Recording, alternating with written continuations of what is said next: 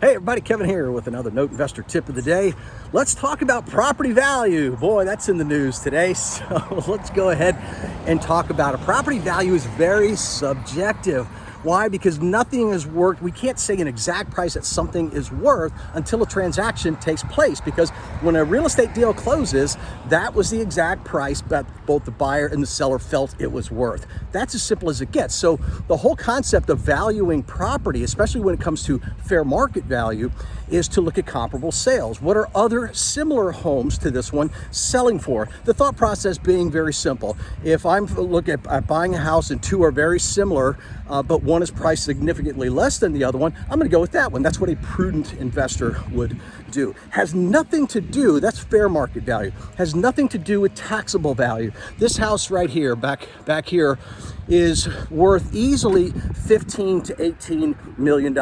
How do I know that? Because there's a house over here on this lake that sold for 12 million and another one for 15 million over there, and they were similar yet smaller. So this one should sell, if they choose to sell it, which they're not, for at least 15 million plus. Okay, it's very, very simple sort of concept. That's fair market value. Now, the insurance company may look at the value of that house quite differently. The property tax authority looked at that house quite differently. Property tax values in every state have nothing to do with fair market value. Now, I know the argument's going to be, well, there are some states, yes, in our state they do fair market value. How often do they go out and really assess the fair market value of that property? Every 5 years? Right? They can't do it every single year. That would cost too much money versus the revenue that comes in. It just doesn't work that way. So taxable value, look, I used to be a commercial real estate appraiser. To appraise the value, to assess the value of a commercial property, you take three approaches just to assess the fair market value of a property.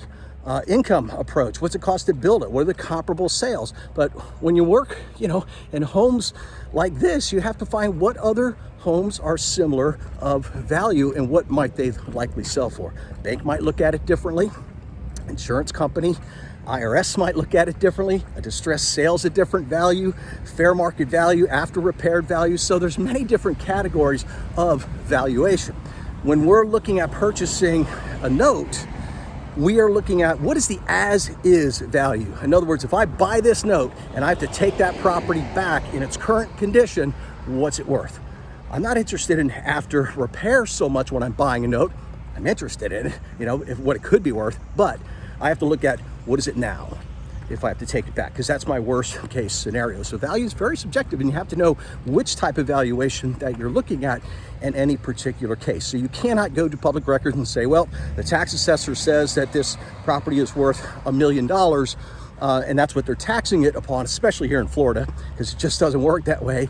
And then, compare it to fair market value. Two completely different valuation models. So no business, current as is value on the fair market is what we're looking to assess our risk with. There you go, Note Investor tip of the day.